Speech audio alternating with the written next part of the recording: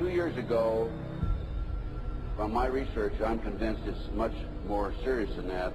It's more than a loose-knit network. It is a conspiracy.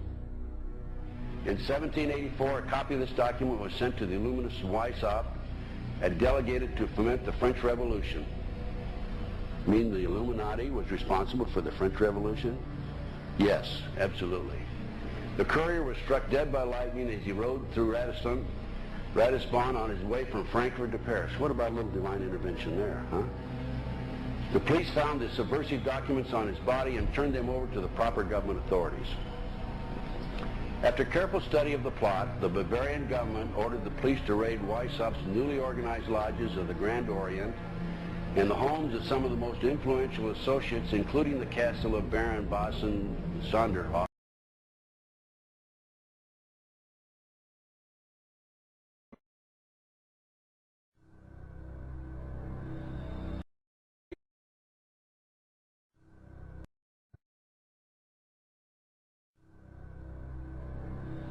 Two years ago, from my research, I'm convinced it's much more serious than that. It's more than a loose-knit network. It is a conspiracy. In 1784, a copy of this document was sent to the Illuminist Weishaupt and delegated to foment the French Revolution. Mean the Illuminati was responsible for the French Revolution? Yes, absolutely. The courier was struck dead by lightning as he rode through Ratisbon on his way from Frankfurt to Paris. What about a little divine intervention there, huh? The police found the subversive documents on his body and turned them over to the proper government authorities. After careful study of the plot, the Bavarian government ordered the police to raid Weishaupt's newly organized lodges of the Grand Orient and the homes of some of the most influential associates, including the castle of Baron Bossen Sonderhoff.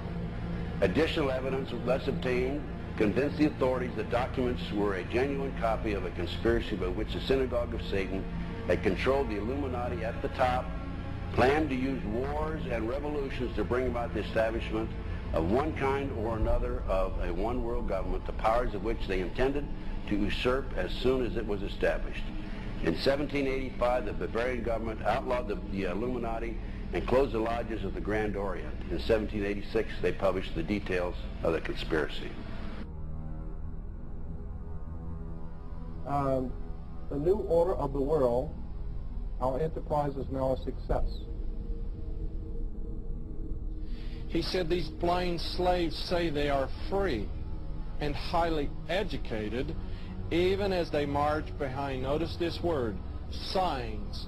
Have you ever taken time to analyze a sign or a billboard or logo?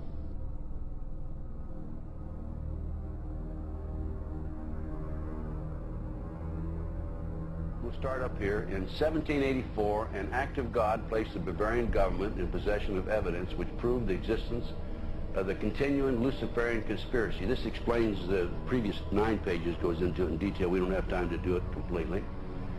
Conspiracy. Adam Weishaupt, a Jesuit-trained professor of canon law, defected from Christianity and embraced the Luciferian ideology while teaching at Ingolstadt University. In 1770, the money lenders who had recently organized the House of Rothschild retained him to revise and modernize the age-old protocols designed to give the Synagogue of Satan ultimate world domination so they can impose the Luciferian ideology upon what remains of the human race after the final social cataclysm by use of satanic despotism. Weishaupt completed his task on May the 1st, 1776. It's a communist holiday, isn't it? May 1, 1776. The plan required the destruction of all existing governments and religions. In 1776, Weishaupt organized the Illuminati to put the plot into execution. The word Illuminati is derived from Lucifer and means holders of the light.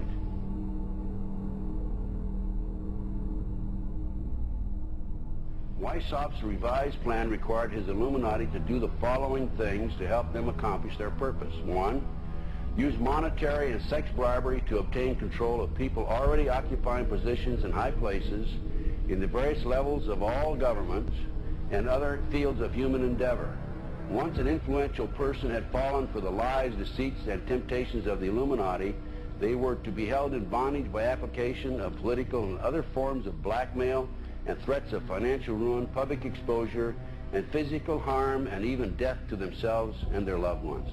Number 12 told those present that they must use their wealth to have candidates chosen to public office who would be obedient to their demands and would be used as pawns in the game by the men behind the scenes. The advisors will have been bred, reared, and trained from childhood to rule the affairs of the world. Number 13, control the press. Number 16, infiltrate into the secret Freemasonry to be used for their purposes. That's been documented many times. Number 17, expound the value of systematic deception, use high-sounding slogans and phrases, and advocate lavish promises to the masses, even though they cannot be kept. I will not forget the wound to our country and those who inflicted it. I will not yield. I will not rest. I will not relent in waging this struggle for freedom and security for the American people. So I don't know where he is. Nor do, I just don't spend that much time on him. We will not tire. We will not falter. And we will not fail.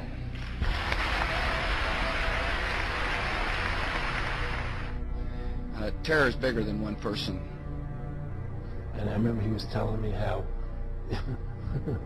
how you're gonna see soldiers looking in caves for people in Afghanistan and Pakistan and all these places, and there's gonna be this war on terror, of which there's no real enemy. Who knows if he's hiding in some cave or not? We hadn't heard from him in a long time. Operation Northwoods, the plan called for innocent people to be shot on American streets. This is the Pentagon.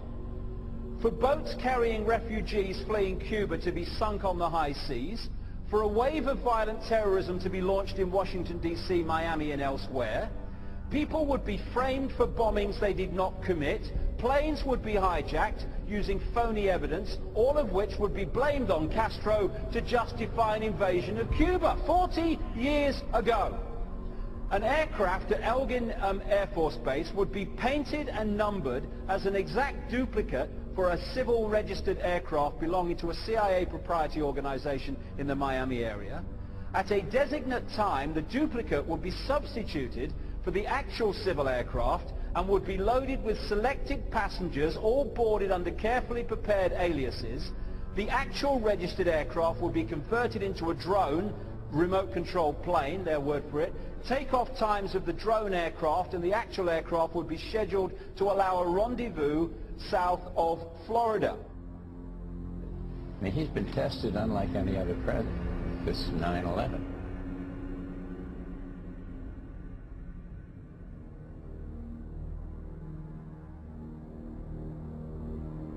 We have in this past year made great progress in ending the long era of conflict and Cold War. We have before us the opportunity to forge for ourselves and for future generations a new world order, a world where the rule of law, not the law of the jungle, governs the conduct of nations. When we are successful, and we will be.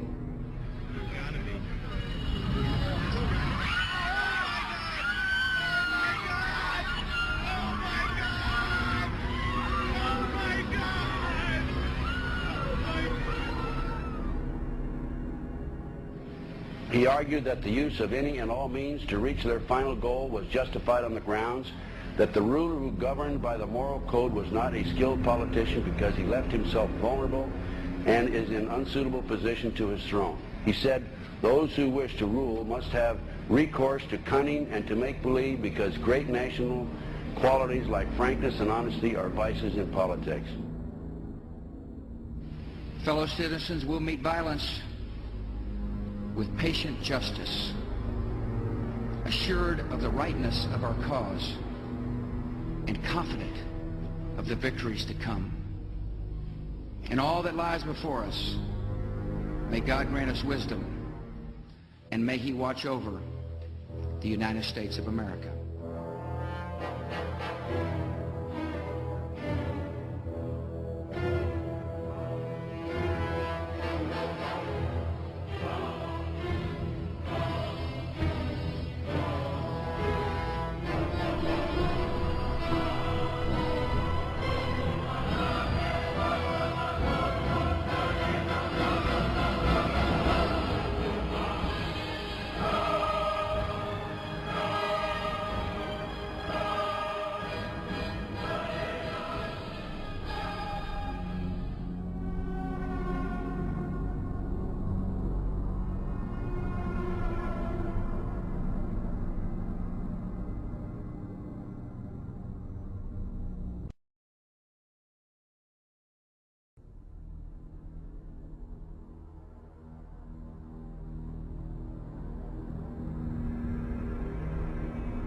Union Banking Corporation was liquidated by the U.S. government, and Prescott Bush received $1.5 million for his holdings in his Nazi business, and that was the beginning of the Bush family fortune for all intents and purposes.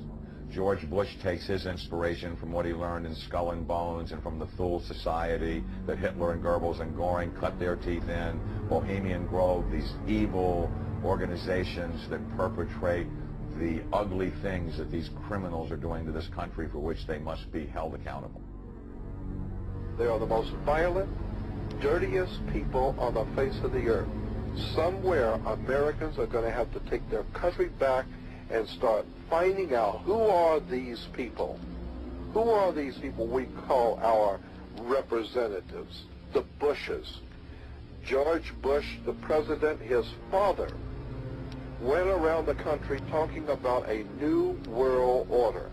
The people who are running this country from behind the scenes do not care a thing about Americans or bloodshed anywhere.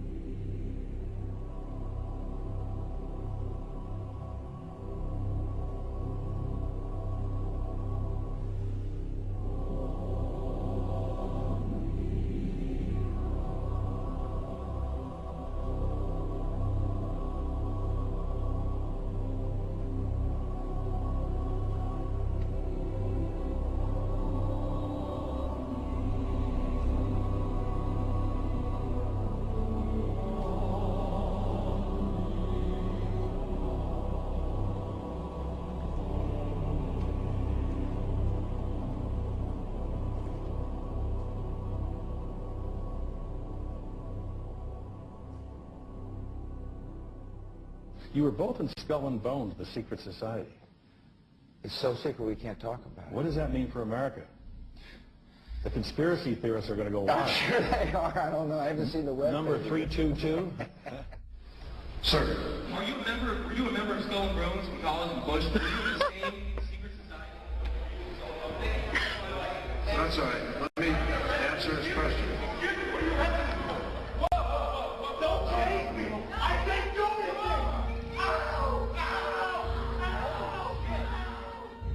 And what you're looking at here, staggeringly, is a group of people, some of the most famous people in America, in long gowns. Behind them there, you see a 40-foot stone owl. And there's the fire between them, next to the lake at Bohemian Grove. Now, one might wonder, understandably, why the people that run the banking, political, economic system and the media in America should be dressed in long robes doing a ceremony to a 40-foot stone owl. I think we should be told. No doubt you'll be hearing about all the differences between John Kerry and George W. Bush. But we've discovered they do have something in common. During their respective college days at Yale, they both belonged to a group called Skull and Bones. He's come pretty close. She was part of a team that successfully recorded part of the initiation ceremony that takes place in the tomb's courtyard. Okay, you have the doorway here. Yeah. Okay, then to the right you have a hedge, and then you have an evergreen tree. If you follow that line straight back, courtyard's in there. Okay. So that's where they have the ceremonies in the outdoor part of it. Part of it was indoor, so we only got to see the outdoor part. Right. We only got to and to listen to the outdoor part. God only knows what went on indoors. And what did you hear? What was it you know? You managed to get this unique it was disgusting. It was gross. I mean, they were pretending to murder people. And what was the tone of it, though? Was it jokey or was it quite... No, it wasn't jokey at all. It was sick. It's about the only way to describe it. It was sick.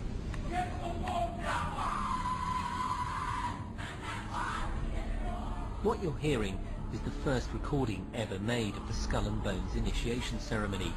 It has never been broadcast before.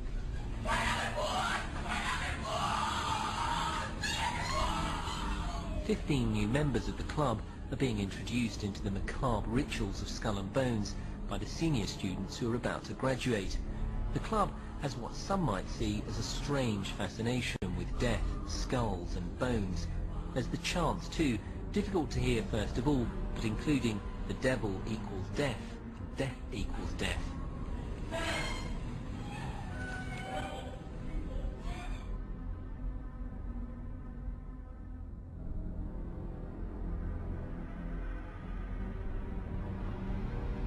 But when you get into a secret society of spirit worshippers, then, and especially when you're invited there by the direction of the higher-ups in the spirit world, you never get out of there alive.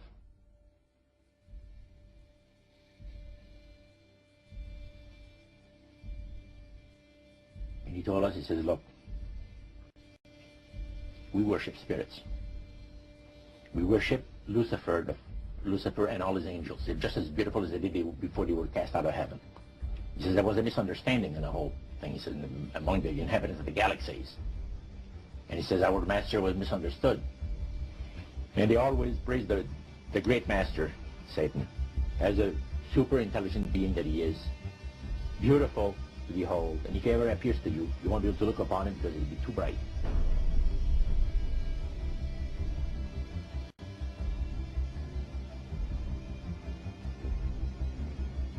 What have Herbert Hoover, Art Linkletter, Jack London, and Richard Nixon all had in common? Well, they've all been members of the exclusive all-male Bohemian Club in California, where every year at this time, the elite from around the country get together for 2.5 weeks of fun and games. Among its members are businessmen like Leonard Firestone and Edgar Kaiser, and political figures like Gerald Ford, Henry Kissinger, William French Smith, and George Shultz. President Reagan, Vice President Bush, and Defense Secretary Weinberger are members of other camps. Richard Nixon is a Bohemian, and so are high-ranking executives of such companies as Eastern Airlines, Standard Oil of Indiana, and Bank of America. Privacy is one of the Grove's most cherished virtues. Members may not photograph, record, speak, or write about activities at the retreat. While many public officials are Grove members, the press is a distinctly unwelcome guest. We're from ABC News. Well, get back there. Get back there. Can we talk to somebody in the... Get back there. You see, for over 120 plus years in Northern California, in Sonoma County, on a 2,700-acre secluded redwood grove, leaders from around the world, prime ministers, chancellors, presidents, governors, again, the heads of industry, banking, academia, the media, Hollywood, travel there to engage in bizarre, ancient Canaanite, Luciferian, Babylon mystery religion ceremonies. We were inside 4 hours. That's only one day out of the 2 weeks that they meet there for the admitted Summer Fire Festival of the Bohemian Club.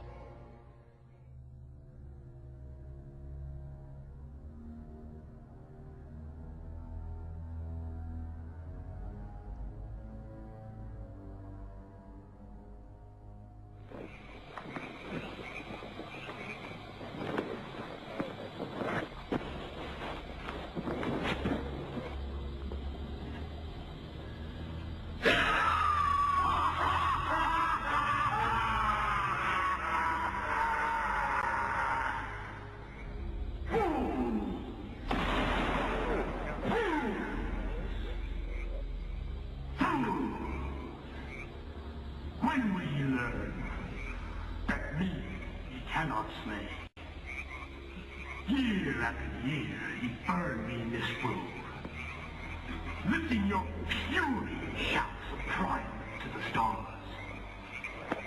But when again ye turn your faces to the marketplace, do ye not find me waiting at the hole? Fools! Fools to dream ye conquer care! Nay, thou mocking spirit, it is not all a dream. We know thou waitest for us, year after year within this happy grove. Our fellowship bans thee for a space. Thy malevolence which would pursue us here has lost its power under these friendly trees. So shall we burn thee once again this night, and in the flames that eat thine effigy, we shall read the sign. Midsummer sets us free. You shall harm me once again.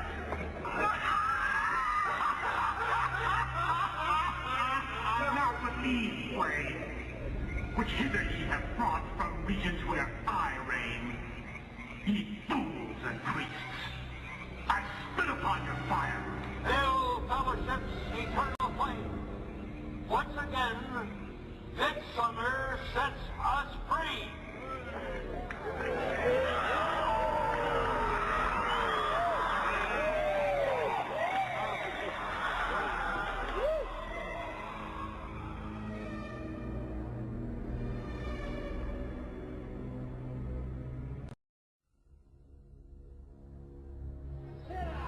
The Bohemian Club,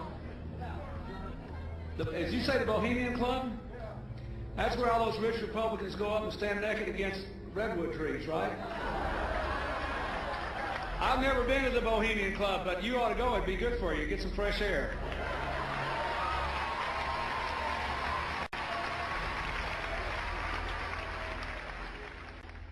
One last question. I read a Washington Times article many years ago where you had a comment about the organization, and then now it's been in the Wall Street Journal, it's been in a lot of different newspapers, and that's the Bohemian Grove. And back in, what was it, 1996, when you joined as a Clinton advisor, the Republicans were criticizing you, oh, what about Bohemian Grove? And then you countered them by saying, hey, I don't run around in the woods naked. What did that mean? Here is the before-mentioned Washington Times article where he said, I didn't run around naked like they do. I don't know what quote you're referring to. I'm not aware of any quote like that. Listen, I am a happy member of the Bohemian Grove. I like the folks who come there, and it's really inappropriate for me to talk about the group beyond that. Thank you. Have you been there for the ceremony with the cremation of care? Frankly, I don't think that's something I need to talk to you about. Really? That's right. Well, I'm Alex Jones, and I snuck in there in 2000. I'm the guy that blew it wide open and got the video. It's been on national TV. Well, I disrespect you for that. You do? I do. But there's a lot of big public officials going in there. Don't we deserve to know? I don't know anything about you, and I don't know anything about your film. But if you go in there with an understanding, you violated that understanding by releasing that film, and I don't respect you for that. Really? I'm sorry. You took an understanding when you went in there that you would not do that film. And did you have an understanding when you went in there? No. Did you crash it? Yes. Yeah, and it has no trespassing signs there too, doesn't it? No, they put them after. Oh, I'm sorry. I'm sorry, sir. I've been there before. I know what the circumstances are, and I'm sorry you violated the understandings. That was not a gentlemanly thing to do. But what about the ritual? Is the ritual gentlemanly?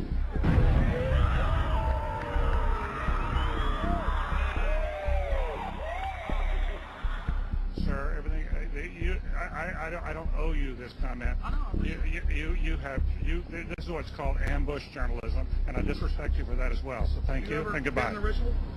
It's none of your damn business.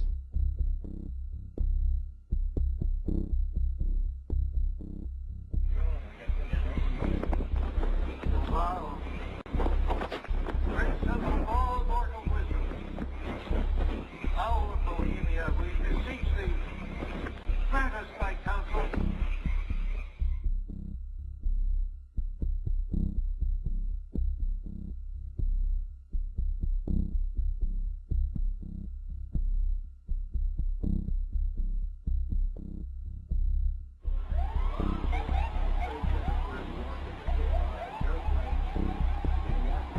Oh my God! Oh my God!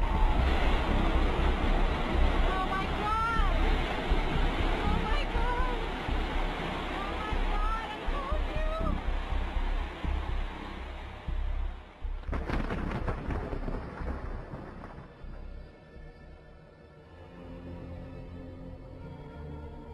Today our nation saw evil, the very worst of human nature.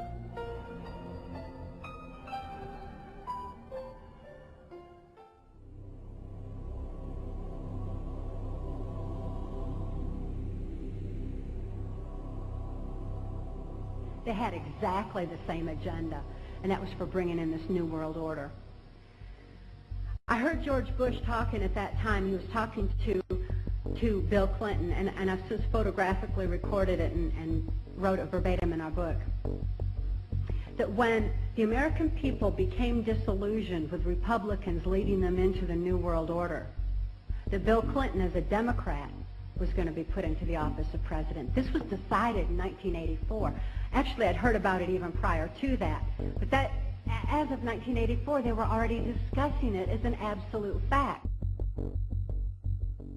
The CIA is carrying out mind control on countless numbers of unwitting American victims. And he even went so far as to say the basic methods that they use in this mind control: hypnosis, drugs, and torture.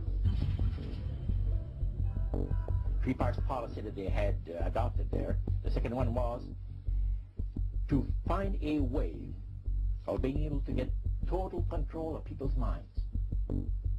And that would be done by taking hypnotism out of the realm of the occult and introduce it as a new science for the benefit of mankind.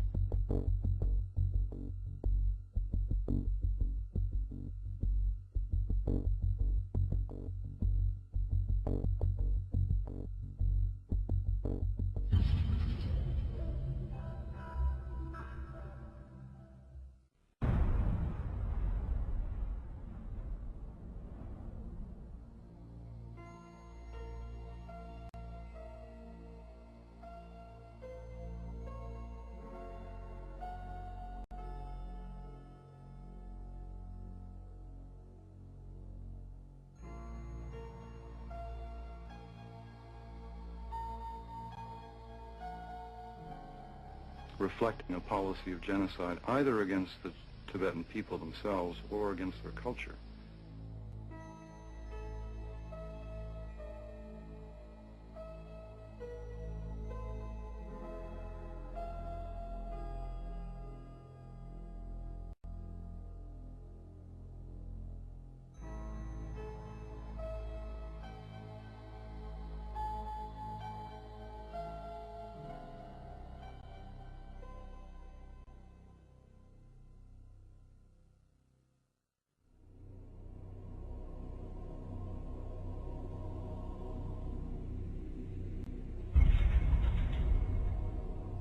Once I realized I had met an honest, genuine, high-level Freemason who told me there were 13 levels of Freemason above the 33rd degree, and that these people were God. There was no God, they were God. So I asked them about their plans to kill people, and they said, yes, there are too many people on the planet. We need to get rid of several billion, and war doesn't seem to work, so we're going to use disease and starvation.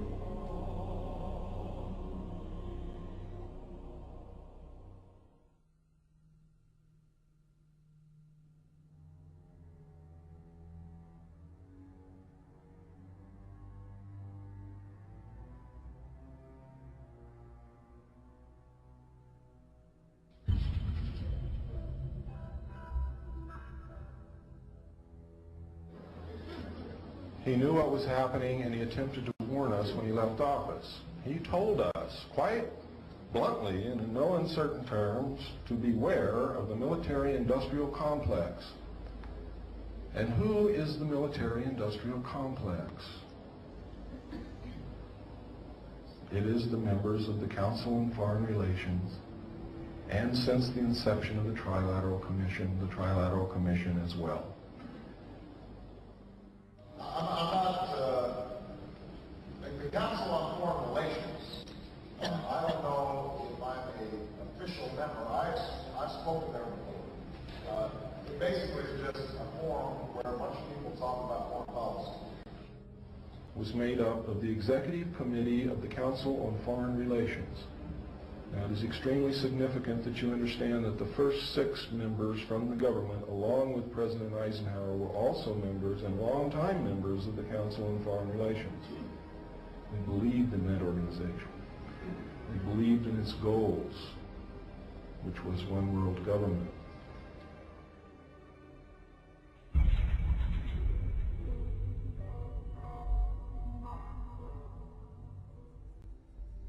Number 15, create industrial depression and financial panic, unemployment, hunger, shortage of food, use this to control the masses or the mobs and use the mobs to wipe out all those who dare to stand in the way. Well, I'll tell you right now, every expert I've talked to is talking about food shortage. And it's coming, I'm convinced. What were they? Because I'd never seen anything like that. And his statement was that if he told me, I would be one of few people in Madison, Georgia that knew about them. And he says they're disposable coffins. They were stacked, he told me, 15 high.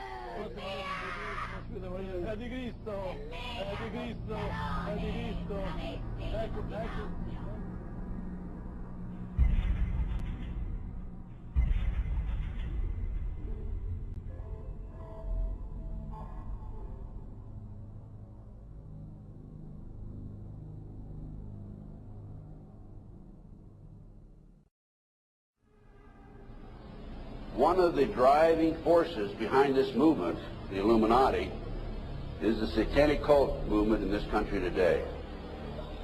So I began my little journey forward. And one of the matters that I developed information about was an individual I learned about was Aleister Crowley. He likes to have his name pronounced Crowley to rhyme with holy. And the Satanists today, and for the number of years in the past, have basically used his philosophy and his writings as a guide. He had so many Masonic degrees that you could fill up 5 pages of a book with them. This guy was probably the most highly honored Mason in the world. He styled himself the wickedest man in the world. He believed himself to be the great beast, and he changed his name to Aleister Crowley, so it would add up in both English, Hebrew, and Greek Kabbalah as 666. In 1904, Crowley had a communication with an extraterrestrial being named Ewas. And this being, through his wife, kind of a channeling type operation, brought forth a book that was called the Book of the Law in 1904. And this book declared that the slain and risen God, i.e. Jesus, had stepped off the throne, and that a new God, the crowned and conquering child, was taking his place. As a result of this, Crowley proclaimed the end of Christianity and the start of Crowleyanity. Crowley taught that the way you could live forever was by vampirizing little children sexually. And he personally bragged of having slaughtered 150 male children in 1 year. This is why he was called the wickedest man in the world. And now listen to this sentence, folks, closely. For the highest spiritual working, one must accordingly choose that victim which contains the greatest and purest force. A male child of perfect innocence and high intelligence is the most satisfactory and suitable system. We're talking about human sacrifices.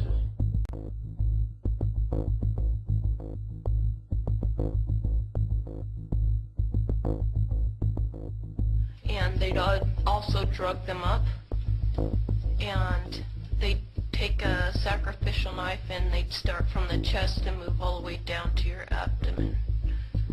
And then that's how they sacrificed, and they'd collect the blood and they'd drink it. The mid-September through mid-November, they sacrificed babies, and nothing but babies, because they need the pure blood of the untainted children. And I didn't understand what it was like. I just can't believe I'm seeing this. Every year of my life, I've experienced that. And that was the hardest part for me, is like hearing those babies literally scream and cry. And and then seeing their blood flow. The little boy was taken to a basement. He was crucified alive. First he was skinned. Why is it that no one knows this? Because there's Satanists in the police force and also in the government, the army. They're everywhere. They're even on the council of, the representatives of the United States also. And they're silenced because this is not being exposed because they don't want it to be exposed.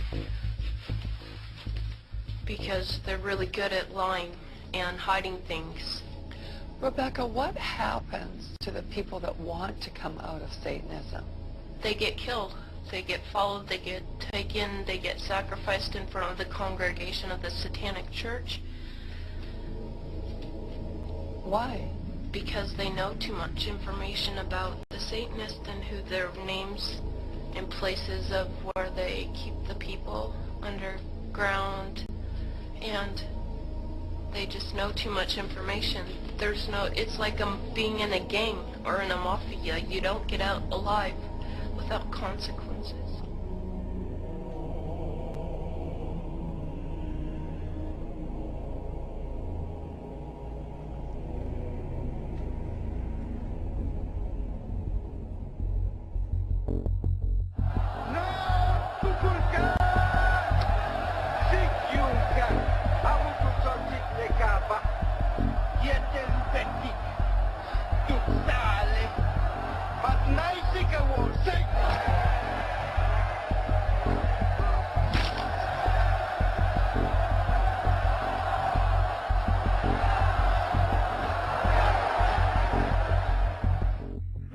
Control the world by bankrupting their own businesses.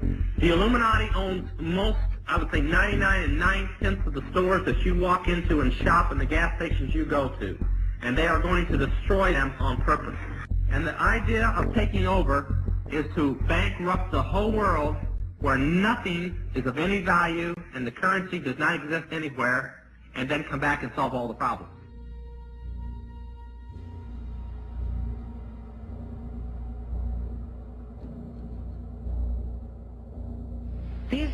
These guys who are manipulating my mind and programming me for mind control purposes claimed, and these criminals in control of our country as well, claimed to be gods, demons, and aliens in order that I feel totally helpless, in order that I felt like they were beyond my realm to affect.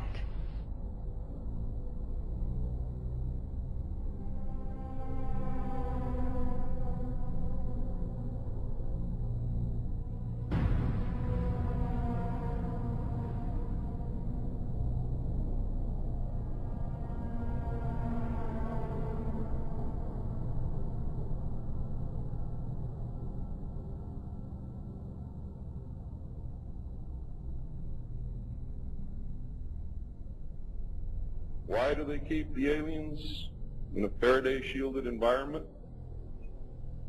Because they have a tendency to disappear right through walls.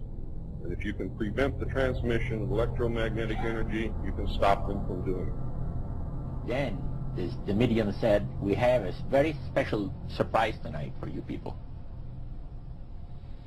A spirit will manifest itself openly here in a few minutes and right through the wall. Now, the lights weren't terribly bright, but they were like living room lights. A couple of floor lamps, and maybe some of these. And that translucent being seemed to come right out of the wall. How did you feel right at that moment? It's almost like my heart stopped a little bit. Very weird feeling. So it was a lady in a beautiful evening gown, swirling. And she said to Mary, my dear sister, you are so wonderful to have asked for me.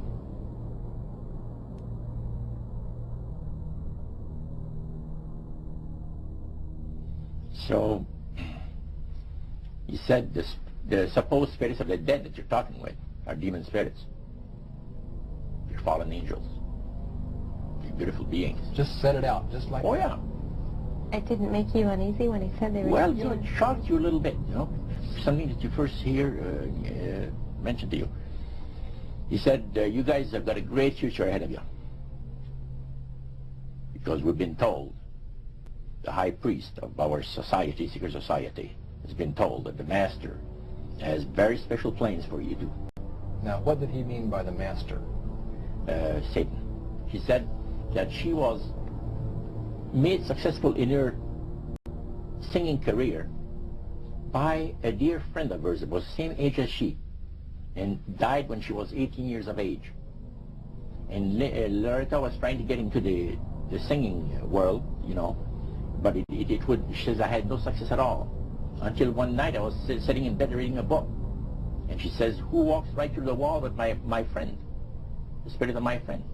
And she says, Loretta, I'm going to make you a very famous person in singing Western country music, and I will be with you all the time. She said her voice went through me, the power. See? And you saw this in a television documentary? Yeah. Yeah. This was, I believe, 1976 it took place. Now, the priest explained that when people believe in this business, they are actually opening themselves to be completely deceived by demon spirits, because it gives the demon spirits an opportunity to impersonate the dead. See? And for people to believe their lies. Isaiah 14 and 11 even speaks of vials being built into his body. Vials are pipes. The piper is calling you to join him.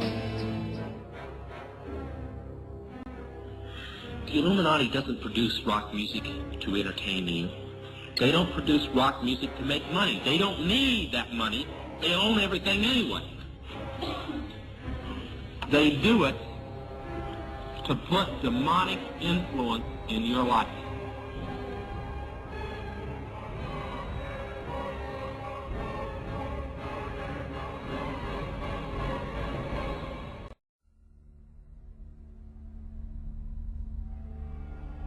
Prominent men, meeting in secret, who directed the course of civilization, are recorded in the writings of all people.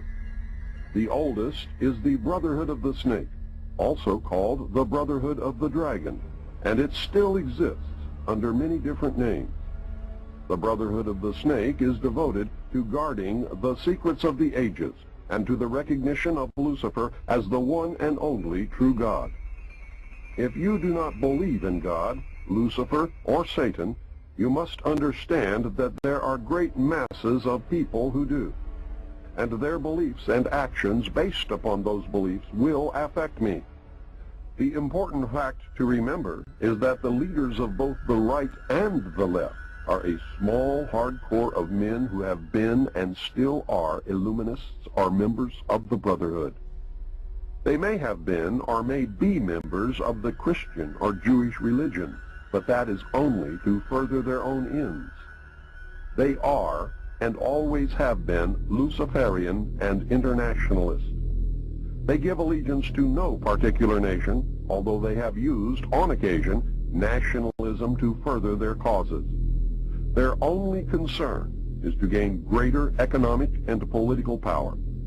The ultimate objective of the leaders of both groups is identical.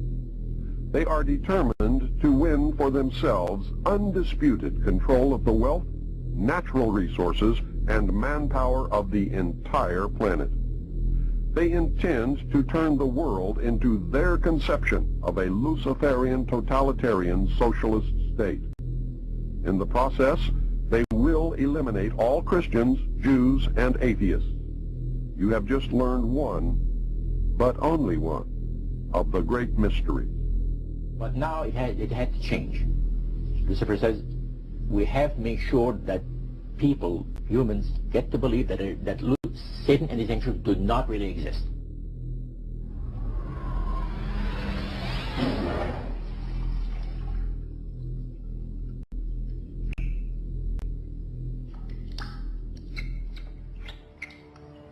That's what they're trying to do. They're trying to disconnect us from multidimensional infinity so that we don't see the world from that perspective, and therefore see through the illusion and see through the nonsense and see through the lies. And then once they've disconnected people, they then program this lower level of our consciousness with a reality that suits them. And therefore, the only information that they have to get a fix on how they see life themselves and reality in general is through the eyes and the ears. And who controls that? The Illuminati control that.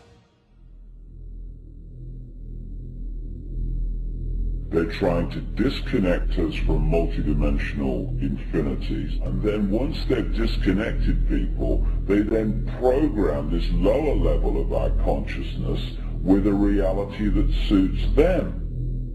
If there's a reality out there pertaining to any alien influence, we need to sort out the government misinformation and disinformation and mind manipulation techniques that they're using. I know for a fact that the plan is to make all of us feel totally helpless, that what's happening is beyond our realm to affect because we've been taken over by aliens, that our Independence Day is dawning. So beware of that. Understand that those criminals have been keeping information and technology from us under the blanket of national security. They are 25 years ahead of us at least. They're way ahead.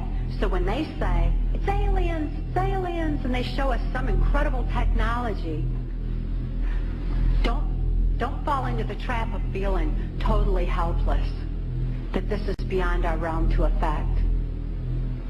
Superstition begins where knowledge leaves off. And they have been keeping knowledge from us for a long time.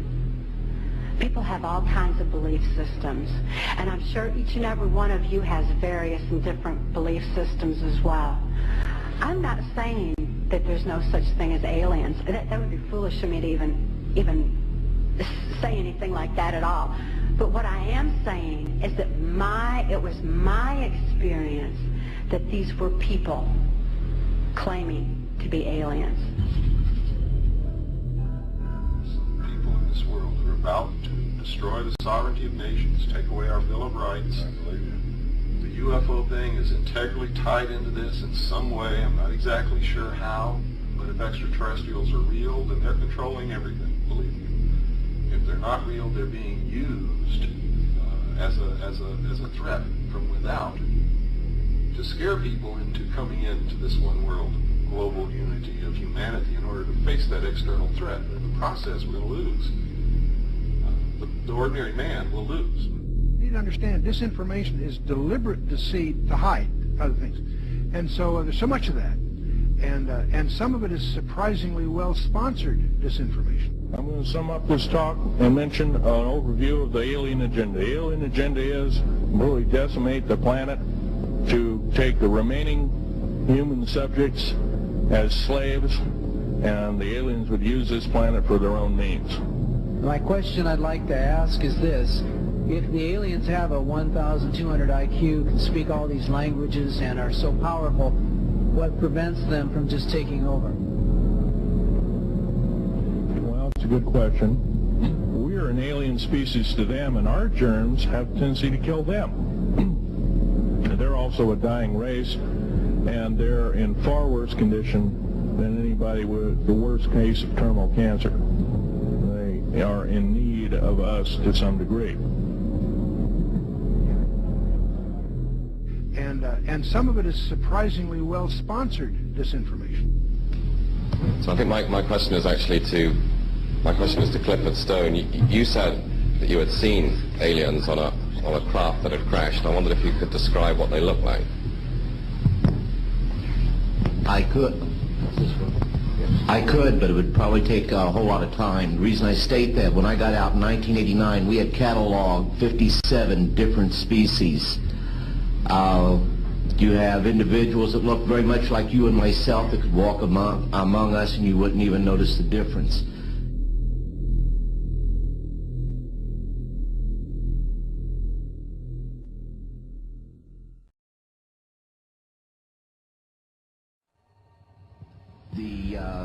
situation is that you have various types of what we normally call grays. We didn't call them grays in the military, but you had at least 3 types of the grays.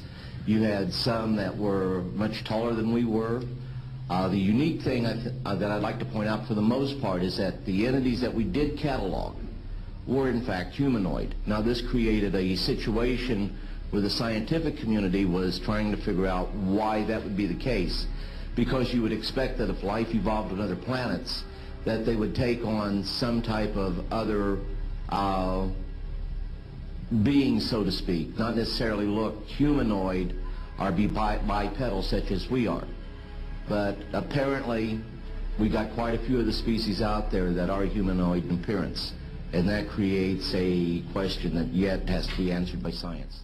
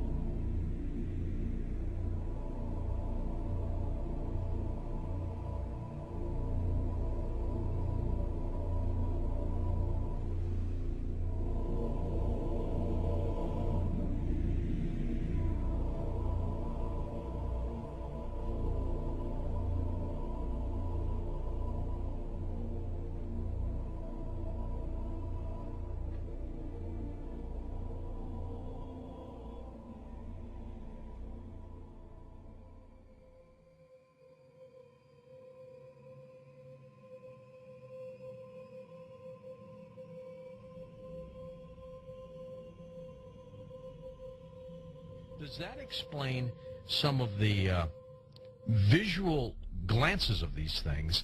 They seem to just simply disappear. They're gone. Exactly. I mean, they're appearing out of nowhere and then disappearing right in front of people. And that's why scientists who have no access to grind, they just say that it doesn't make that much sense. And also, if they're just trying to observe us, to take account of what we're doing on Earth, I mean, after a while, after so many months or years or centuries, it kind of gets old. They either would take us over, or they've already discovered all the information they need to know about Earthlings, and so they're just going to take us over or make first contact and just sort of do what they need to do next. To endlessly observe us, it doesn't make any sense.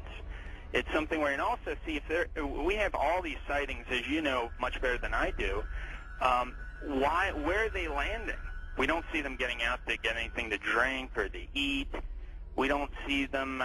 They've never tried to make contact with any large amount of people in a major city, and so this doesn't. And also all the endless medical procedures that the people who have claimed to have been abducted why the endless medical procedures? I mean, if we're talking about such an advanced race of alien beings, they don't need to do that over and over and over again. Interesting perspective. Let's talk about some of the facts out there of evidence that may support your conclusion that the UFOs are spiritual phenomena, not physical, like so many other people also believe. What can we pinpoint again? Well, again, it's something where you cannot have a material or physical being penetrating the ground, penetrating the water, appearing in front of people, then disappearing instantly, and then also changing colors, sometimes only when they're accelerating, with every color in the spectrum has been recorded. Many UFOs coming and making one UFO breaking apart and then going into multiple UFOs. It doesn't make sense. And then not only just that, but to get into the fact of how far they're traveling and the speed that they would have to travel, and just the other problems with cosmic dust and traveling at the speed of light, and then running into those bits of cosmic dust, the explosions that would be created, the amount of energy that would be consumed and traveling from these distances. Just all those kinds of things really scream out that you're dealing with a spiritual phenomenon, not a material or physical phenomenon. There does seem to be a deception here, because I've always wondered, my gosh, if they're that benevolent, if they're that understanding of humankind, make yourself available. That's why some of these other scientists have said that they seem to be trying to set people up to deceive them as if they are aliens, but the facts just say that they can't be that there's something else. It doesn't make any sense, and there's something else, a psychological deception that's going on here. And many of these scientists say, I don't know what it is, but we've concluded that it's got to be that. It's got to be something bigger is going on here than just them trying to show people that, yes, here's a UFO that you're seeing now, we are aliens, that there's got to be something else going on here, on top of the fact that the characteristics of them show that they just cannot be some material or physical craft. Do you think humans are involved in the deception? I'm losing my voice here. I gotta pop it back. As far as I think there have been deliberate hoaxes that have been perpetrated. And, it's an interesting statement. I mean, there are many that could be quoted. But Gordon Creighton, who I know you know of him, probably, who died in 2003, he made this statement in the British journal Flying Saucer Review. He said, quote, "There seems to be no evidence yet that any of these craft or beings originate from outer space."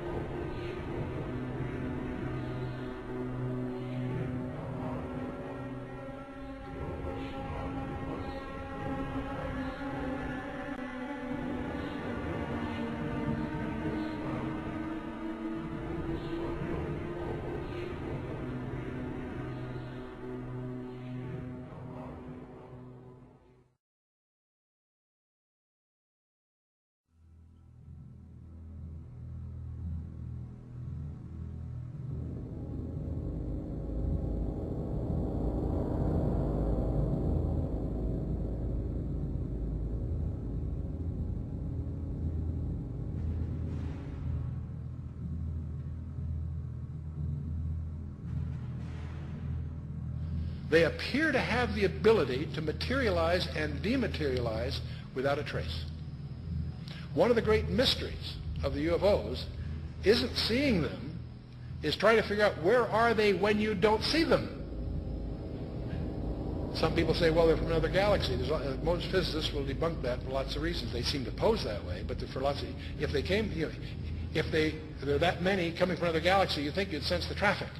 We'll come to that with some more reasonable explanations, and you're going to discover the two top researchers in the last century, really, is Jacques Vallée, France, and J. Allen Hynek, the American. Now, J. Allen Hynek was head of astronomy at Cornell, and he set out to debunk this nonsense about UFOs, and he became one of the most ardent, competent, balanced researchers in the trade. J. Allen Hynek, he died a few years ago.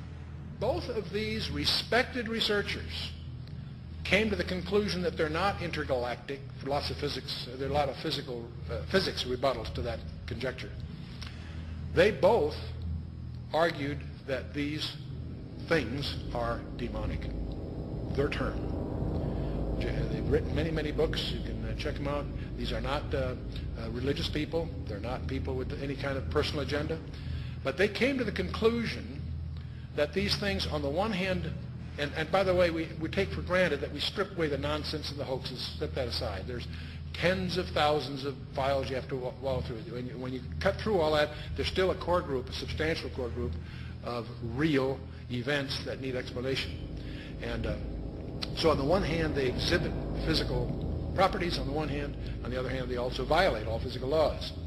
And so the conclusion from that both J. Allen Hynek and Jacques Vallée and others have come to is that they're hyperdimensional, that somehow they come from another dimension periodically.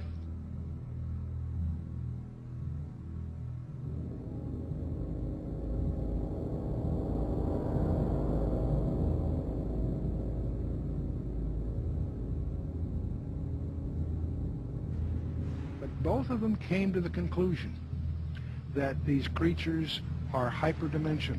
They're not from some other galaxy. They also both concluded they're hostile because they pretend to be something they're not.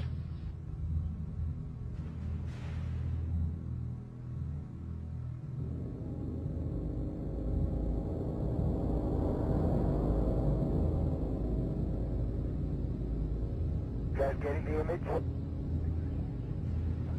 Franklin, we see a long line, a couple of star-like things, and a lot of things swimming in the foreground. Can you describe what you're seeing? Well, the long line is a tether, and there's a little bit of debris that kind of flies with us, and it's illuminated by the sun at such low angle, so there's a lot of stray light, and it's getting washed out quickly, but Claude is trying to do a quick, good job here adjusting the cameras. It wasn't until a few years ago that I really started to get into researching all this information and looking at, going through thousands of pages of information about UFOs that just confirmed, what I had already believed about this phenomenon. That I believe the evidence clearly points that they are, in fact, demons. And, there are others, Brother Michael, who are now beginning to believe that as well. So you're not out there all by yourself anymore. So these demons would make them then spiritual phenomenon. I would take it, right? Yeah, I think when you look at it, there's certain characteristics that everyone will agree has been seen and demonstrated also by these UFOs, such as they penetrate the ground, they penetrate water, they disappear in front of people, they appear right in front of people. One person will see a UFO and the person next to them will not see the UFO. They change colors, sometimes only one accelerating. They change shape, they change size. Many people have made the comment that they seem like they're alive almost. And so these are all characteristics of something that's not a physical or material being or construction. It's got to be something that's a spiritual phenomenon with those kinds of characteristics.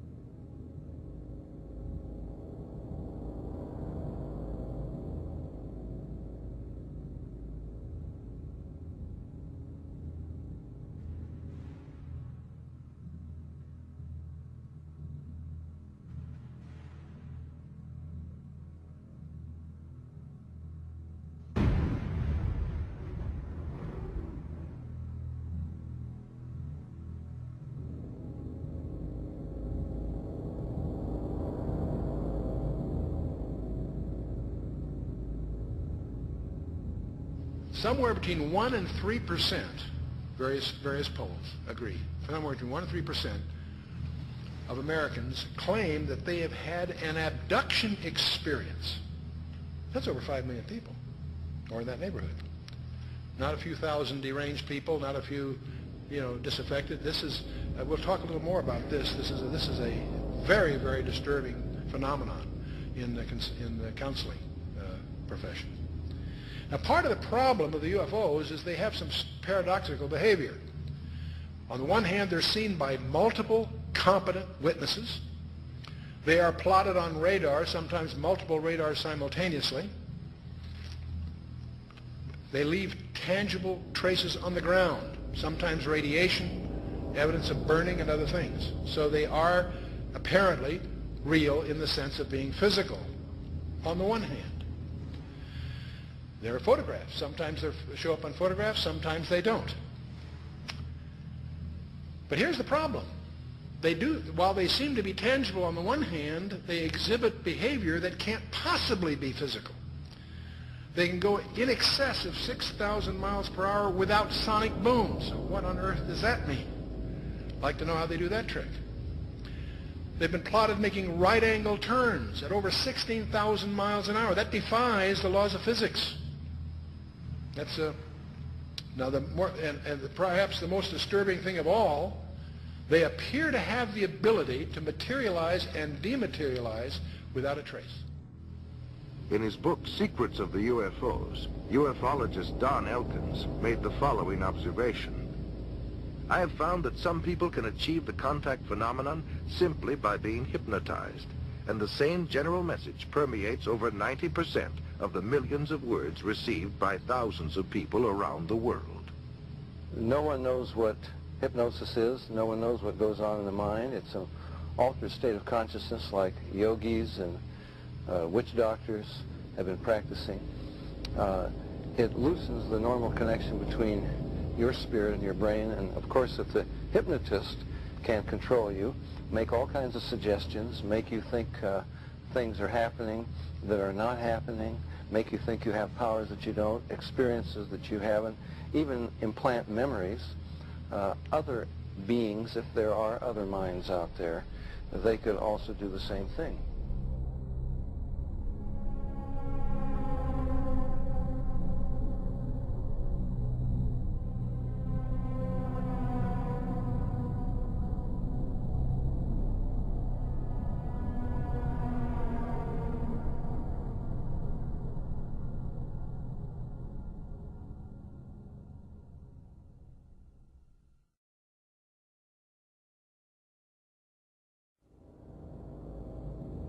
Interesting is that there was a huge satanic ritual that was performed on the very spot where Area 51 happened by this Jack Parsons, and in which they had this magical ceremony called Babylon Working, and it was designed by Aleister Crowley, who was a Satanist who called himself the B666. Yes. And the purpose of this series of magical ceremonies, which was performed on the spot of Area 51, where it's now located, was to unseal an interdimensional gateway, they said. And this, they hoped, would allow other entities known as the, quote, old ones, access to our space-time continuum. And this witness said that he saw Jack Parsons rip a hole in space-time there, and he said that something evil flew in. And one other interesting point is that Aleister Crowley, who was a Satanist, who called himself the B666, as I just mentioned, he claimed to have contact with some kind of alien named Lamb. And this Lamb, he drew a picture of this alien that he was in contact, receiving messages from this being. And the picture that he drew of this alien, it's a striking resemblance to the common gray E.T. drawing.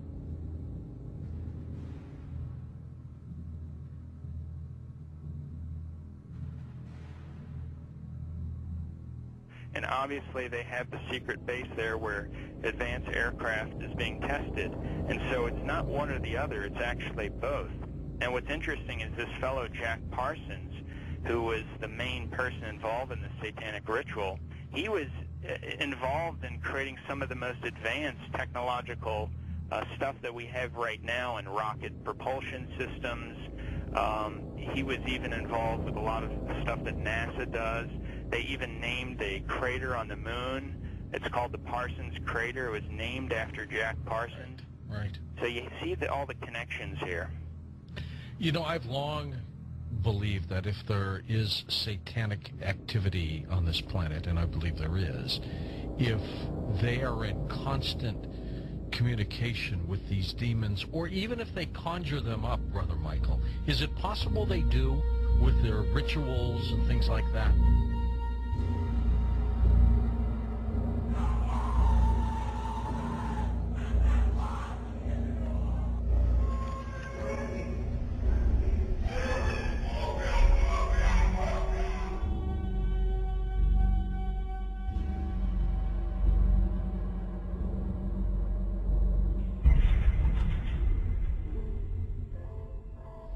The chief advisor to Queen Elizabeth I, Sir John Dee, he was a Kabbalistic black magician.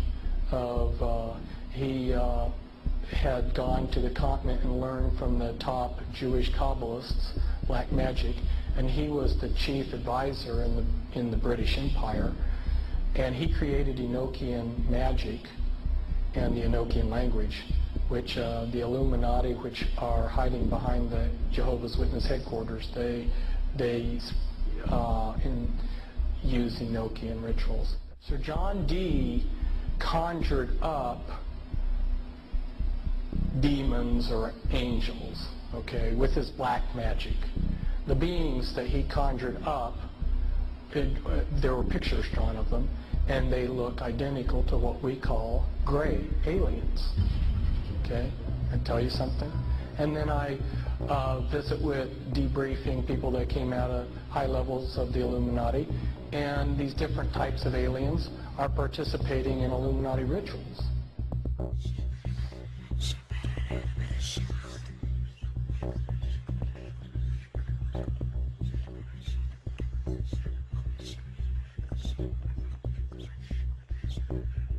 Oh man, I don't know where to start. They're gonna they'll triangulate on this position really soon. You can't spend a lot of time on the phone, so give us something quick. Okay, okay, what we're thinking of as aliens are they're extra-dimensional beings that an earlier precursor of the space program made contact with. They are not what they claim to be. They have infiltrated a lot of aspects of the military establishment, particularly the Area 51. The disasters that are coming, the military, I'm sorry, the government knows about them, and there's a lot of safe areas in this world that they could begin moving the population to now aren't. But they're not doing anything. They are not. They want the major population centers wiped out so that the few that are left will be more easily controllable. Discharge.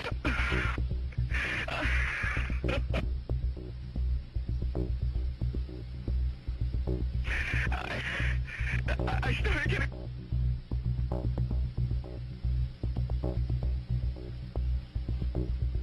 In some way, something knocked us off the air, and we're on a backup system now. Is it government, or...? I don't know. It has to be something, though. Well, did you hear... Now, you tell me, because you were listening. That was awful strange. There was a really weird guy on the air when it went off? Yeah. Hello? You didn't disconnect me before, did you? Were you on earlier tonight? No, not, towards the end of the last hour, you said, east of the Rockies, you're on the air, and your voice was immediately replaced by the operator saying your party has not connected. Oh, well, see, as you can now tell, I don't screen calls. So what happened, obviously, was that I answered the phone just at the very instant that you had been ringing, as long as they were going to let you ring. Yeah. And so that occurs, obviously. Sometimes I go to a line and it's dead and nobody's there, and that's what's happened. You know, we just were on the cusp there. Anyway, I'm glad you made it back through. Yeah, you got all my paranoia buttons running. I always get very nervous when I call you. I'm Brian. I hung up on you last week. Oh, I see. And I just figured, damn the torpedoes. I'll just do this and let the chips fall where they will. All right. Everybody, I am the Area 51 caller. That's my statement, and let you or whatever tear it apart. You claim you're the Area 51 caller? I am the man. How do you account for the fact, Area 51 caller, that part of the way through your spiel, the satellite went down? I have no idea, and it scared the heebie-jeebies out of me that night. I've called a number of times on your specialty line nights doing different, kind of wacky characters, and I didn't know what you wanted me to do. I knew it was very difficult for me to prove to you, but I just thank you for your patience in dealing with me up to this time. All right.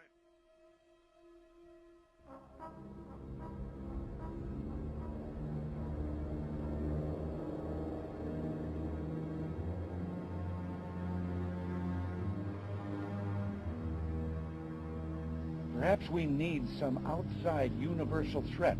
I occasionally think how quickly our differences worldwide would vanish if we were facing an alien threat from outside this world. And yet, I ask you, is not an alien force already among us? What could be more alien to the universal aspirations of our peoples than war?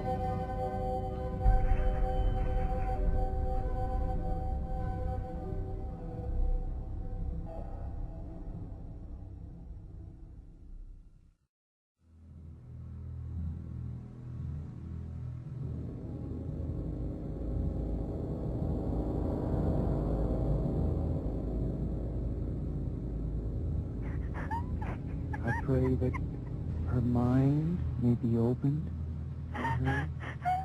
We bind all the powers of darkness. Don't you worry. Who are you? Who are you? The Keeper? Rebecca? Rebecca, Keeper, get out of the way. I command you to stay out of the way. Rebecca? Yes? Say, I, Rebecca, Rebecca. want love. Stay out of the way, Keeper. Stay out of the way. Love. I want out. I want out. Say, I put my trust I put my trust in God. in God. In God. Stay out of the way, Keeper. God. Mamma mia, no, no, maligno, maligno, Cristo più forte. Cacciali via. Di la verità. Di la verità. Di la verità.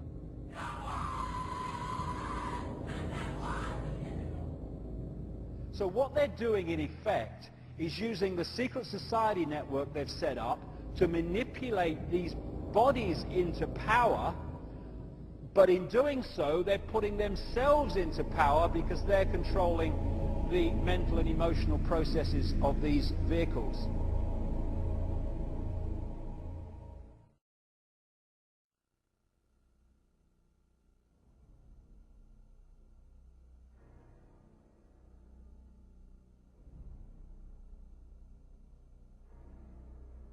There are many different kinds of entities that do not have a human form, that operate just outside of human sight, and history has recorded them as demons and all this stuff.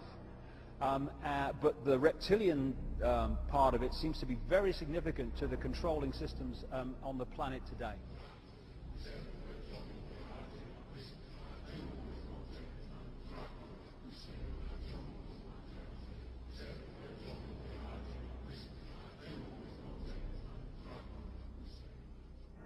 Today, there's a lot of genetic experiments and Nephilim being created that are hybrids, and This is a very important part of what the Illuminati is doing, and they have been intermarrying with what the public calls aliens.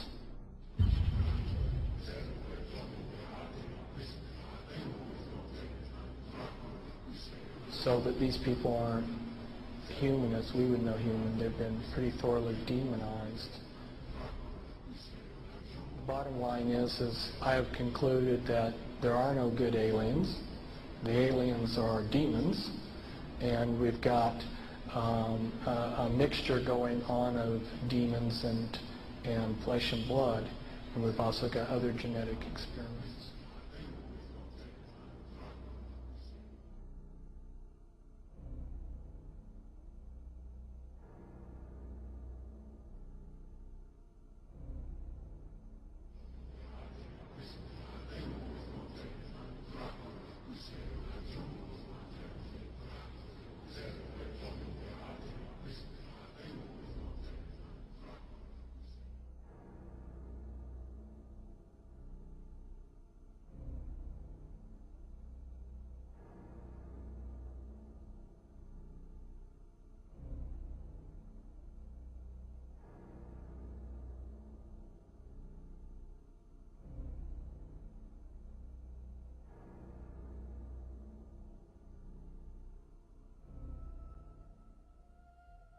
They have a vibrational sympathy with that which interbred with them.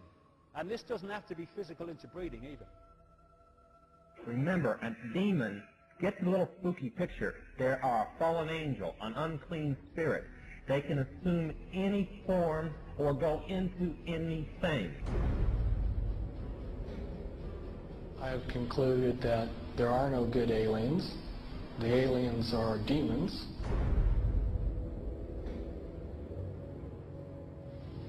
We can establish through this testimony that these objects of extraterrestrial origin have been tracked on radar going thousands of miles per hour, stopping and making right-hand turns. That they use anti-gravity propulsion systems, which we have already figured out how they work. That extraterrestrial life forms have been retrieved, and their vehicles have been taken and studied thoroughly for at least 50 years.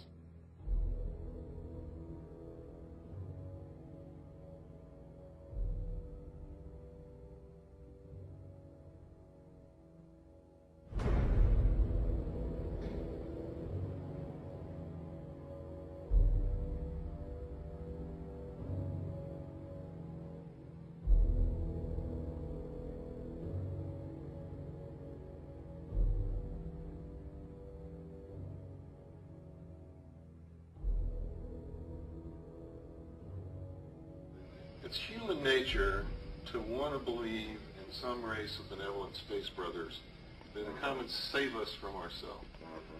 But it's not logical, and you can't make it work any way you look at it. This grand plan is going to take people are going to eat the stuff. Because it says spirits, demon spirits, will declare themselves to be inhabitants of 5 distant planets in the galaxies that are coming to warn the inhabitants of planet Earth of the impending destruction of the planet unless something seriously proper is done to avoid it.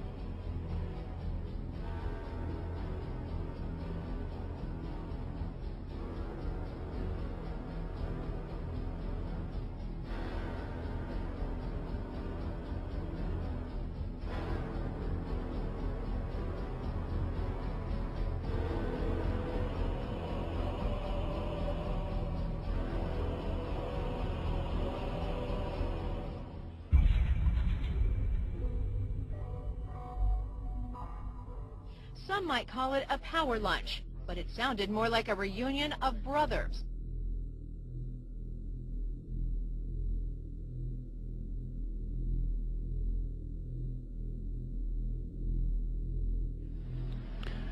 The Illuminati were to obtain control of the press and all other agencies which distribute information to the public. News and information was to be slanted so the Goyams would come to believe that a one world government is the only solution to our many and varied problems. Their plot, their plan, their conspiracy remains invisible. The whole agenda is to create a one world government where everybody has an RFID chip implanted in them. All money is to be in those chips, right? There'll be no more cash. And this is getting me straight from Rockefeller himself. This is what they want to accomplish.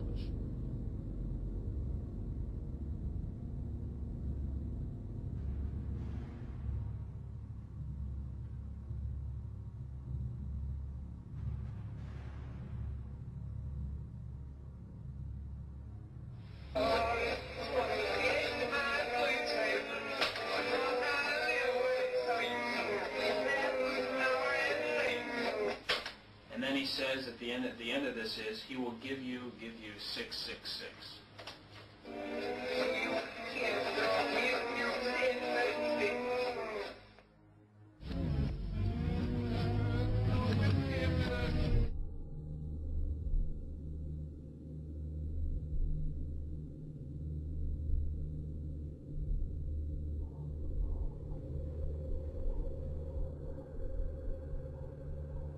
Behind them is a cult of evil, which seeks to harm the innocent and thrives on human suffering.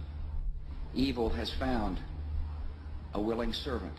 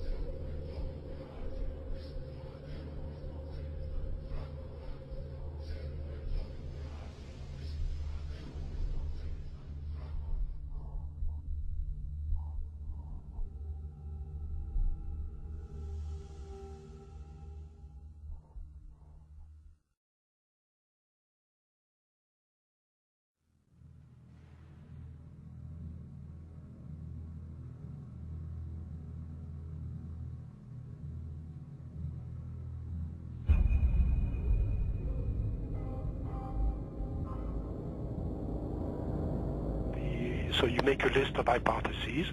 This is obviously not, not a natural phenomenon, and the extraterrestrial explanation seemed to be the best one. Why shouldn't we know that there's got to be life throughout the universe? So why shouldn't it be able to come here, especially since there must be civilizations there that are, thousands, if not millions of years ahead of us? But then, as you get more and more data, you realize that's not what the witnesses are describing.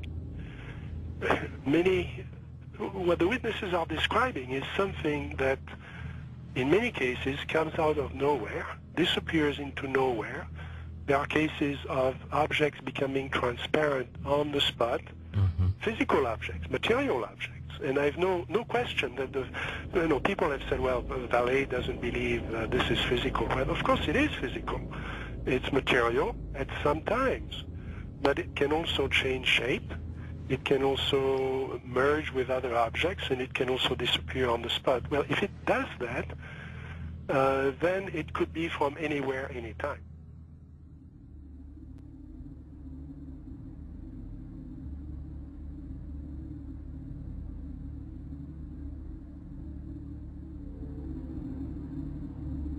We always try to, to discredit the old legends, trying to say, no, these people were crazy, they thought everything was possible.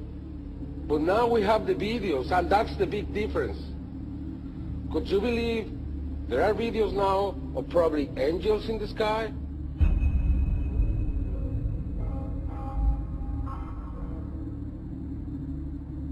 And then I started looking at some of the things that didn't fit. And one of the things that I had to ask is, when did this actually start? Every UFO book starts with, on June 24, 1947, Kenneth Arnold saw something about cranium and so on. Well, that's not really true. I mean, we have data from the 30s and the 20s and from 1896 and 1897 all over the United States, and then you can go back in history. And many people don't want to hear that. They want to hear that this is, if you follow the first level extraterrestrial theory, then ETs, discovered us when the atom bomb went off and they came here to study us. Well, that's not what the data says. So when did it start? And I found an enormous wealth of data going back to medieval times and even before. Of course, as you go back in history, you lose the cultural context, and it's harder to understand the data. But in medieval times, there were records, especially the records of the church, that were kept very, very carefully about strange phenomena. The skeptics are always saying, well, give us your best case and we'll take it apart. There is no such thing as one best case in any field. You have to look at an accumulation of cases and look for patterns, and then that's how the phenomenon reveals itself to you. And for a long period of time, or for a period of time, I believed it was extraterrestrial. I now believe it is interdimensional, the phenomena. In other words, we're looking at so-called spirit beings from another dimension. And I back this up in the new book by equating it to ancient manuscripts where these beings manifested to human beings and what their reactions were, and then comparing it to reactions present day of people who have had encounters, and the similarities are striking. Because first of all, you say to yourself, why would let's say anyone deliberately crash saucers in Roswell, New Mexico, and then allow the bodies to be retrieved? What are these bodies, in fact? And it took me a long time to figure this out. And this is a theory, okay? There's a difference between the graves, the little guys, right, that we see that have now been enculturated with the big black slanted eyes that are about 4 feet tall, all right? Those, let's just call them the graves because pretty much everyone knows them as graves. But there's another creature which people and abductees talk about that they see on board the ships, and these are tall beings, and they assume different forms. Sometimes they can appear as reptilian, other times they can appear as insectoid, other times they can appear as Nordic. In other words, in my opinion, they're shapeshifters. Now, why would I say that? What backs it up? There's a scripture, once again, from our spiritual handbook, which says that basically fallen angels can appear as angels of light if they so choose. Okay. They can appear as angels of light if they so choose. That's a shapeshifter, but it shapeshifts. It can appear as whatever it wants to.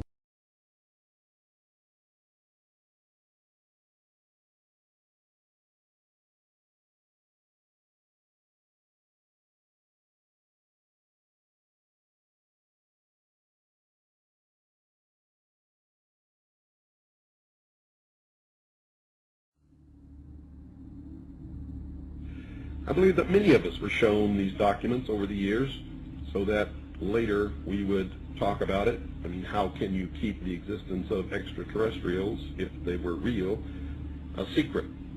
And how could anyone keep quiet knowing that they had seen documentation, official government documents labeled top secret, that expressed that these extraterrestrials were real and had visited this earth? I wanted to know just how true all of this was, and I began a program of research to find out if extraterrestrials were real. What I discovered was amazing.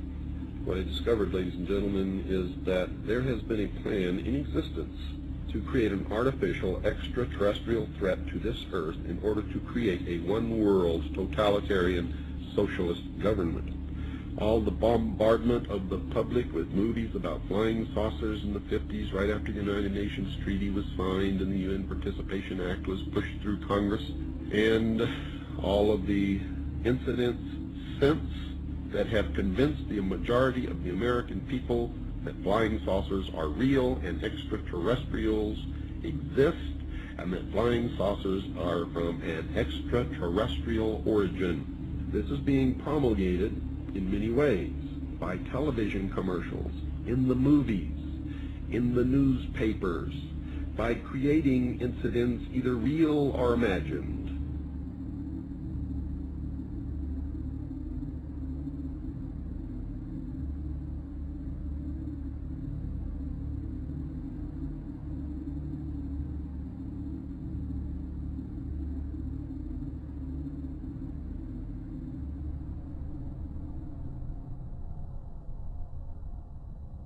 I mean, how can a nuts and bolts spacecraft, you know, two objects that are supposed to be made of metallic steel, fly into each other at thousands of kilometers an hour, become one object and then fly off in another direction?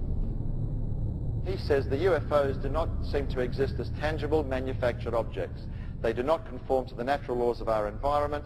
They seem to be nothing more than transmogrifications tailoring themselves to our abilities to understand. The thousands of contacts with the entities indicate that they are liars and put-on artists. The UFO manifestations seem to be, by and large, merely minor variations of the old-age demonological phenomenon.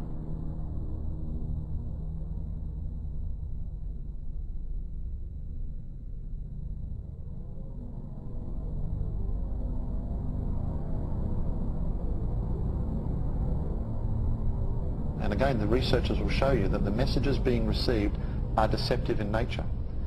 They will tell you things like, well, you know, we've come from Venus or Mars. In the 60s, that was the messages. Well, we now know that's impossible. Now they say they come from Sirius or Orion or Zeta Reticuli or somewhere far off, where we can't test those claims. And that's the problem. And some of the stories they've told us, like that, we know to be demonstrably not true. And if someone comes to you, Chris, and tells you a story and does all these things and says, I'm here to help you, but then does brutal things to you and then lies to you, then I don't think trust is a good place to start.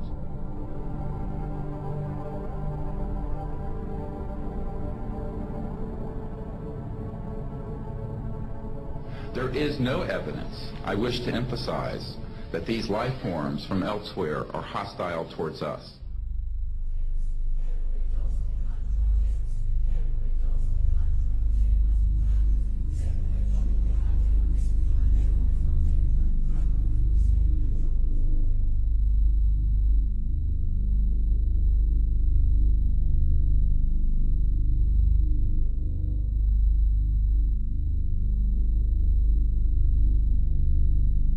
Better way to implement a plan to bring about a one-world government than to create the possibility in the minds of the people of the world that we are being threatened from some other species, from some other planet, and do it in a way that if anybody questions it or challenged it or wants to talk about it publicly, that they are ridiculed.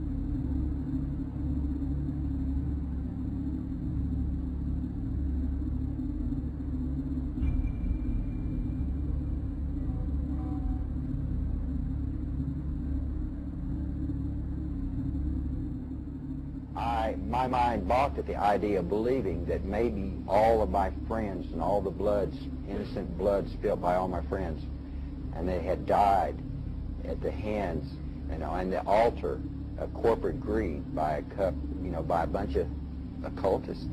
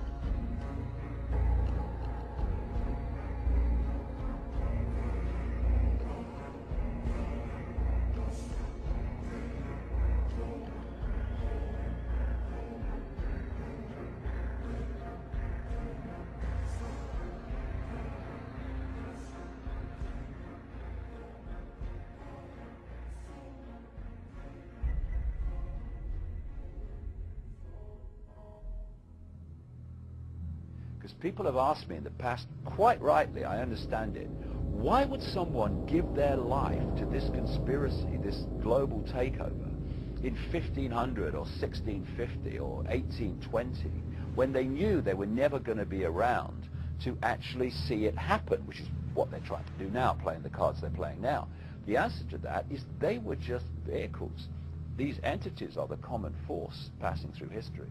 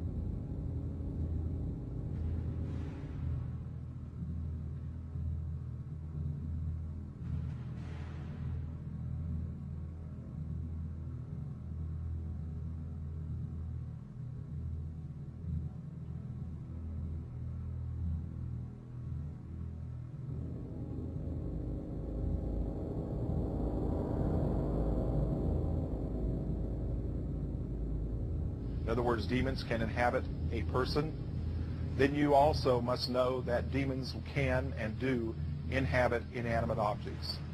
I've seen it happen over and over again.3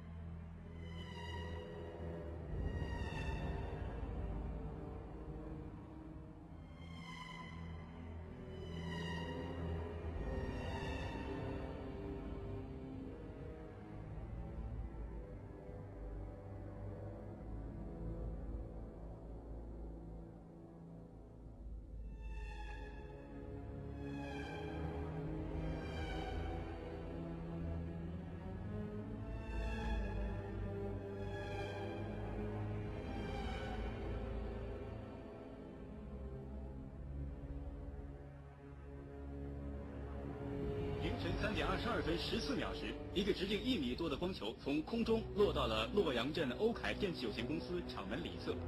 落到地面后，这个光球就不停地抖动，约45秒钟后，抖动加剧并开始变形，长出圆形的四肢后，迅速向厂区移动。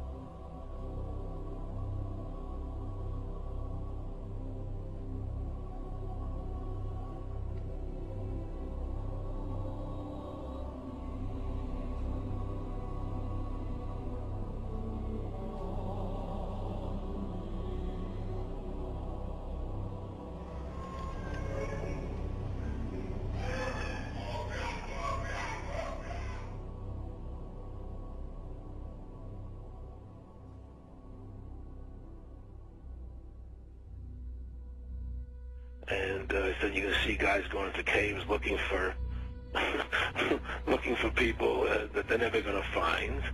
You know, he was laughing about the fact that you have this war on terror. There's no real enemy. He's talking about how by having this war on terror, you can never win it because it's an eternal war. And so you can always keep taking people's liberties away. And I said, how are you going to convince people that this war is real? He said, but the media can convince everybody it's real. I mean, you know, it's just that you keep talking about things, you keep saying it over and over and over again, and eventually people believe it.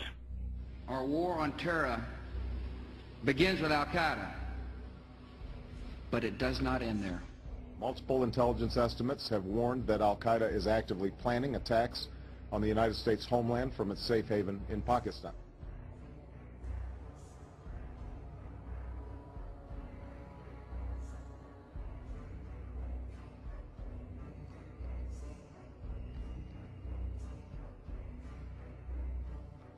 The last time you had an actual president was Kennedy.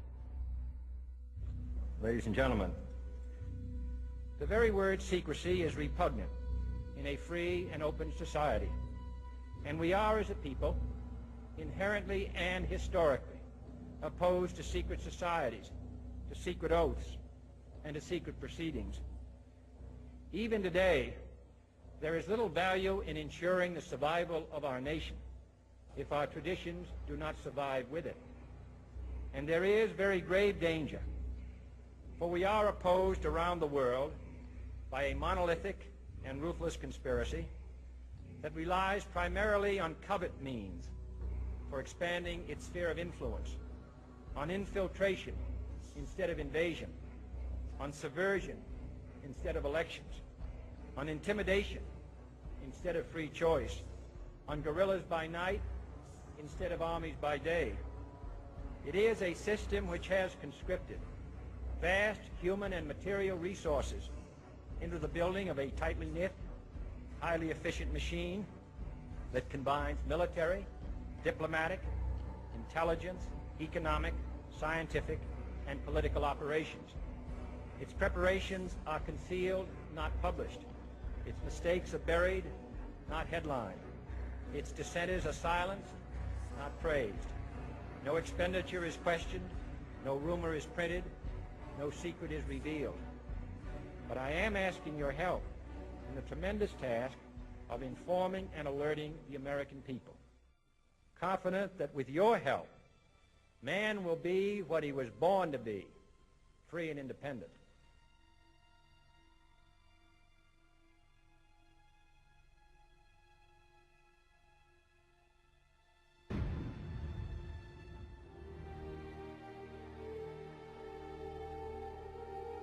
For I have complete confidence